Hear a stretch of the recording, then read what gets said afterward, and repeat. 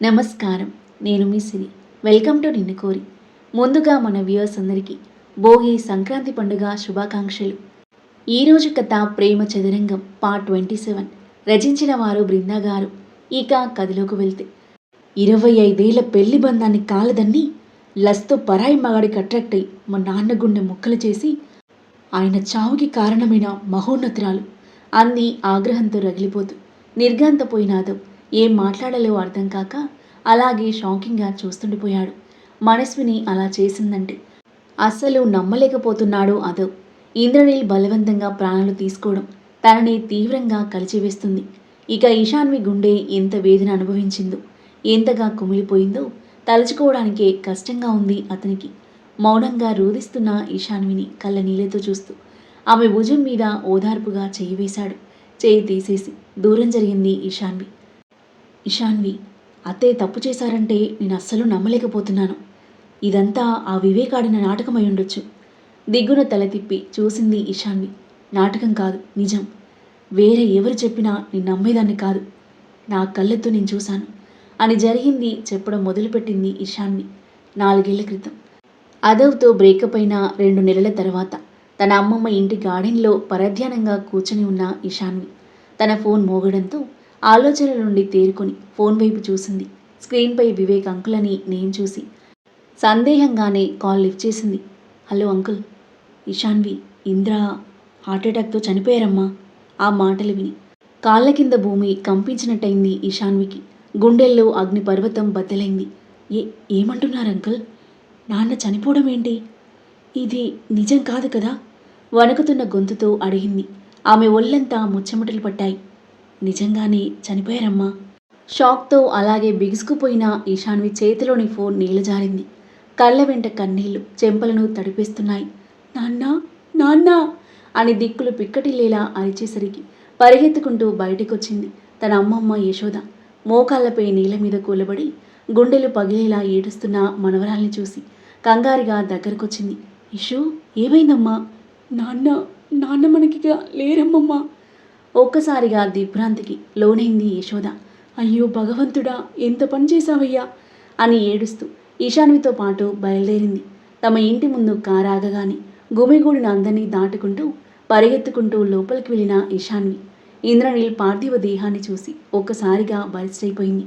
ఎప్పుడు నవ్వుతూ నవ్విస్తూ ఎంతో ప్రేమను కురిపించే తన కన్న తండ్రి జీవం లేని వాడిగా పడి ఉండడం ఆమె చిన్ని గుండె జీర్ణించుకోలేకపోయింది. తన తండ్రి మీద అమాంతం పడిపోయి బోరుమంది. కూతుర్ని హత్తుకుని హృదయ విదారకంగా రోదిస్తుంది మనస్విని. నాన్న, ఒకసారి లే నాన్న, నీ ఇష్యూనొచ్చాను. నన్ను వదిలే ఎలా వెళ్ళిపోతావు నాన్న? నేనేమైపోవాలి? నాకు నువ్వు కావాలి. ప్లీజ్ లే నాన్న. అమ్మా, నాన్నను ఒకసారి నాతో మాట్లాడమని చెప్పమ్మా అని గుండెలు పగిలేలా ఏడుస్తున్న ఈశాన్విని చూసి అక్కడున్న వారి గుండె తరుక్కుపోయింది. తండ్రి కోసం చిన్న పిల్లలలా రోదిస్తున్న తనని ఓదార్చడం ఎవరి తరం కాలేదు. సాయంత్రం వరకు కూతురి చేతుల మీదుగా ఇంద్రనీల్ అంత్యక్రియలు ముగిశాయి. తండ్రి జ్ఞాపకాలను తలుచుకుని రోజు ఎంతగానో కుమిలిపోయేది. మనస్విని యశోద తనని ఓదార్చి ధైర్యం చెప్పడానికి ప్రయత్నించేవారు. 10 రోజుల కర్మ వరకు అన్నీ దగ్గరుండి చూసుకున్నాడు వివేక్. ఆ తర్వాత అప్పుడప్పుడొచ్చి తమతో ఓదార్పుగా మాట్లాడుతూ ధైర్యం చెప్పేవాడు. రోజులు గడుస్తున్నాయి. ప్రతిరోజు ఒక యుగంగా భారంగా గడిచిపోయేది ఈశాన్వికి. దాదాపు 3 నెలల తర్వాత ఒకరోజు మధ్యరాత్రి నిద్రలో ఉన్న ఈశాన్వి దాహంగా అనిపించి మేల్కొని వాటర్ కోసం కిచెన్లోకి వెళ్ళింది.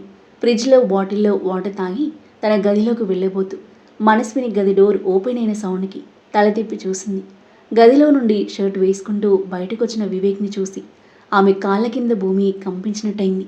తలంతా గిర్రున తిరిగిపోయి తూలి గోడకు ఆనుకుని షాకింగ్గా అలాగే చూస్తుంది. ఆమె చీకట్లో ఉండడం వల్ల వివేక్కి కనిపించలేదు. షర్ట్ వేసుకుని సిగరెట్ వెలిగించి స్మోక్ చేస్తూ వివేక్ వెళ్ళిపోగా అలాగే గోడకు జారగిలబడింది ఈశాన్వి. వివేక్ అంకుల్ అమ్మ రూమ్ నుండి వచ్చారంటే వాళ్ళ మధ్య నో, అమ్మ అలా చేయదు. తన తల్లి గురించి తప్పుగా ఆలోచించలేకపోయింది ఈశాన్వి. కానీ తన కళ్ళతో ప్రత్యక్షంగా చూసింది. ఆమె తలంతా మొద్దుబారినట్టుగా పిచ్చెక్కినట్టుగా ఉండగా లేచి బొమ్మలా తన గదికి అడుగులు వేసింది. తాను చూసిందే నిజమో, తల్లి మీద తన నమ్మకమే నిజమో తేల్చుకోలేకపోతుంది. మరుసటి రోజు మనస్విని తనతో ఎప్పటిలా నార్మల్గా ఉంటున్నా తనతో మామూలుగా ఉండలేకపోయింది ఇషాన్వి. తన అనుమానం పూర్తిగా నివృత్తి చేసుకుంటే గాని తన మనసు కుదుటపడదు. రాత్రైంది. వివేక్ వస్తాడేమో అని డౌట్తో మనస్విని గదిలో ఏం జరుగుతుందో తెలుసుకోవడానికి వీలుగా మనస్విని పడుకున్నాక కిటికీ డోర్ ఓపెన్ చేసి తన గదిలోకి వెళ్ళిన ఇషాన్వి నిద్రపోకుండా కిటికీలో నుండి గేటు వైపు చూస్తూ కూర్చుంది. ఆ రోజు వివేక్ రాలేదు, కానీ మరుసటి రోజు మధ్యరాత్రి దాటాక వచ్చాడు. కిటికీలో నుండి అతని కారును చూసిన ఇషాన్వి వివేక్ లోపలికొచ్చాక మెల్లిగా తన గదిలో నుండి బయటకు వచ్చి చూస్తే అప్పుడే మనస్విని గదిలోకి వెళ్తున్నాడు. ఇషాన్వి మనసు కీడు శంకిస్తున్నా తన అనుమానం నిజం కాకూడదని దేవుని మనసులో వేడుకుంటూ మెల్లిగా మనస్విని గదివైపుగా అడుగులు వేసింది. టెన్షన్తో ఆమె గుండె ఆమెకే వినిపించేంత గట్టిగా కొట్టుకుంటుంటే గుండెపై చెయ్యి వేసుకుని కిటికీ దగ్గరికి చేరుకుంది. గట్టిగా ఊపిరి తీసుకుని మెల్లిగా కిటికీ ఓపెన్ చేసి లోపలికి చూసేసరికి మనస్విని బెడ్పై కూర్చుంటే వివేక్ షర్ట్ రిమూవ్ చేసి ఆమె పెదవులను ముద్దాడుతూ తనతో పాటు బెడ్ మీద పడిపోయాడు. ఆ దృశ్యం చూసి ఈశాన్వి గుండెల్లో అగ్నిపర్వతం బద్దలైంది. కళ్ళు పెద్దవి చేస్తూ కరెంట్ షాక్ కొట్టినట్టుగా అలాగే స్తంభించిపోయింది. నీ అందం నన్ను పిచ్చెక్కిస్తుంది మనో అంటూ వివేక్ మనస్విని చీరను లాగి పక్కన పడేసేసరికి గట్టిగా కళ్ళు మూసుకుని తల తిప్పేసుకుంది ఇషాన్వి. తండ్రి పోయి 3 నెలలు కూడా కాకముంది తల్లిని మరొకరితో చూడకూడని స్థితిలో చూడాల్సి రావడం తీవ్ర దిగ్భ్రాంతికి గురిచేసింది. ఆమె హృదయాన్ని ఎవరో చేత్తో చిదిమేస్తున్నట్టుగా భరించలేనంత నొప్పిగా ఉంది. కళ్ళలో నుండి కన్నీళ్లు ఉప్పెనలా ప్రవహిస్తున్నాయి. గదికి వెళ్ళి బెడ్పై పడిపోయి గుక్కపట్టి ఏడ్చింది. తండ్రి గుర్తుకొచ్చి ప్రాణం అల్లాడిపోయింది. నాన్న తనని ఎంత ప్రేమగా చూసుకున్నాడు. చనిపోగానే ఇలాంటి బాధ లేకుండా తన సుఖం తాను ఎలా చూసుకుంటుంది. నేను ఇంట్లో ఉన్నాను అనే స్పృహ కూడా లేకుండా అలా ఎలా తెగిస్తుంది. నాన్న, అమ్మని చూసావా మీ ఫ్రెండ్తో? అదంతా చూస్తూ నేను ఇలా బ్రతికుండాలి నాన్న. ప్రాణంగా ప్రేమించినవాడు నన్ను కాదన్నాడు. ప్రాణంగా చూసుకునే మీరు నన్ను వదిలి వెళ్ళిపోయారు. నన్ను కన్న తల్లి నన్ను పట్టించుకోకుండా తన జీవితం తాను చూసుకుంది. ఇంకా నేను ఎవరి కోసం బ్రతకాలి? ఎందుకు బ్రతకాలి? గుండెలు అవిసేలా రోదిస్తూ తలను గోడకేసి గట్టిగా బాదుకొని అలాగే స్పృహ తప్పి పడిపోయింది.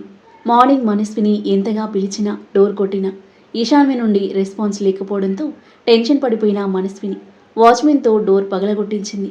నేలపై దీనంగా పడి ఉన్న ఈశాన్విని వెంటనే హాస్పిటల్కి తరలించారు. స్పృహలోకి వచ్చేసరికి ఎదురుగా కనిపించారు మనస్విని, వివేక్. వాళ్ళని అసహ్యం, ఆగ్రహం కలగలిపిన ఫీలింగ్తో చూసింది. మనస్విని దగ్గరికి కూడా రానివ్వలేదు.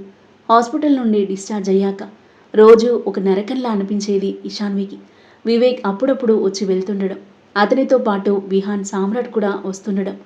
సామ్రాట్ తనని తినేసేలా చూడడం, తనతో మాట్లాడాలని ట్రై చేయడం. ఇంకా పిచ్చెక్కేది ఇషాన్వికి. తన బాధ ఎవరితో పంచుకోలేక తనలో తానే కుమిలిపోతూ ఉండేది. కొన్ని రోజులు గడిచాక మొద్దుబారిన తన మైండ్ కాస్త పనిచేయడం మొదలుపెట్టి తన తండ్రి మరణంపై అనుమానం రేకెత్తింది. హార్ట్అటాక్ కాదేమో, చంపేసి ఉంటారేమో అని. ఆ అనుమానం రావడమే ఆలస్యం. వెంటనే ఇంద్రనిని గదిలోకి వెళ్ళి ఏమైనా ఆధారం దొరుకుతుందేమో అని గదంతా వెతికింది. 2 గంటల పాటు గదంతా జల్లెడ పట్టినా ఎక్కడా ఏ ఆధారం దొరకలేదు. అవుట్ హౌస్ గుర్తొచ్చింది.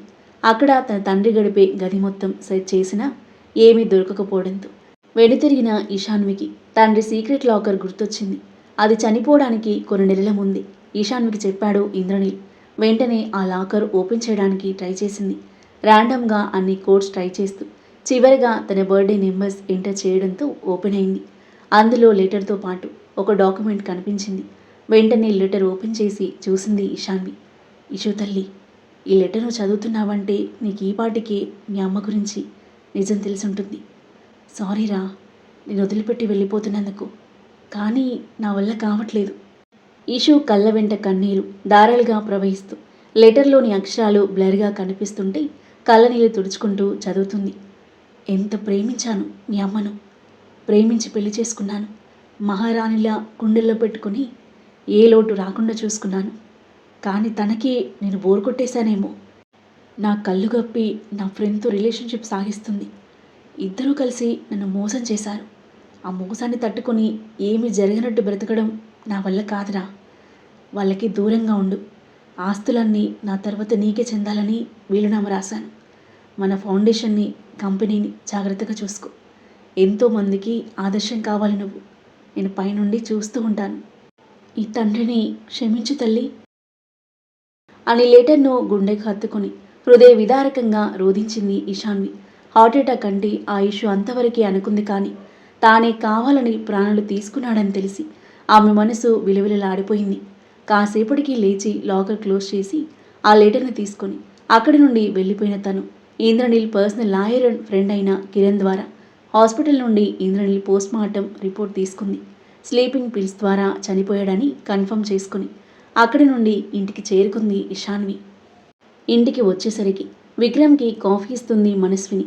వాళ్ళని చూడగానే ఆమెలో ఆగ్రహం కట్టలు తెంచుకుంది. కోపంగా వెళ్ళి వివేక్ మనస్విని చేతుల్లోని కప్పులను నెట్టేయడంతో కప్పులు కింద పడి పగిలిపోగా అయోమయంగా చూస్తూ నిలబడ్డారు మనస్విని, వివేక్.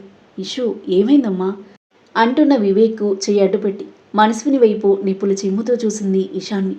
మా నాన్న ఎలా చనిపోయారు అని ఇషాన్వి సూటిగా అడిగేసరికి తెల్లబోయి చూసింది మనస్విని. హార్ట్అటాక్తో అని వివేక్ అంటుంటే కోపంగా చూసి నేను ఆవిడని అడుగుతున్నాను, నిన్ను కాదు అని మనస్విని వైపు చూసి మా నాన్న ఎలా చనిపోయారు రెట్టించిన గొంతుతో అడిగింది మళ్ళీ. హార్ట్అటాక్తో అని మనస్విని అనేలోపే పోస్ట్మార్టం రిపోర్ట్ ఆమె మొహాన్ని తాకి కింద పడింది. అది చేతుల్లోకి తీసుకుని చూసిన మనస్విని షాకింగ్గా ఇషాన్ వైపు చూసింది. తనతో పాటు వివేక్ షాకింగ్గా చూస్తున్నాడు. హార్ట్అటాక్ అని అబద్ధం చెప్తారా? ఎందుకు ప్రాణాలు తీసుకున్నారు మా నాన్న? ఫైనాన్షియల్ ప్రాబ్లం వల్ల చనిపోయారు ఇషు. నిజం తెలిస్తే నలుగురు 4 రకాలుగా మాట్లాడుకుంటారని హార్ట్అటాక్ అని చెప్పాం అని వివేక్ అంటుండగానే షటప్ అని గట్టిగా అరిచింది ఇషాన్వి. మా నాన్న చనిపోయింది ఫైనాన్షియల్ ప్రాబ్లమ్స్తో కాదు, తన భార్య ఫ్రెండ్ చేసిన నమ్మక ద్రోహం తట్టుకోలేక మీ ఇద్దరి రాసలీలలు చూసి గుండె పగిలి చనిపోయారు. ఒక్కసారిగా షాక్ అవుతూ కళ్ళు పెద్దవి చేశారు మనస్విని, వివేక్. ఆ తరువాత ఏం జరగబోతుంది? మనస్విని, వివేక్లతో ఇషాన్వి ఏం మాట్లాడబోతుంది? వాళ్ళ రియాక్షన్ ఏంటి?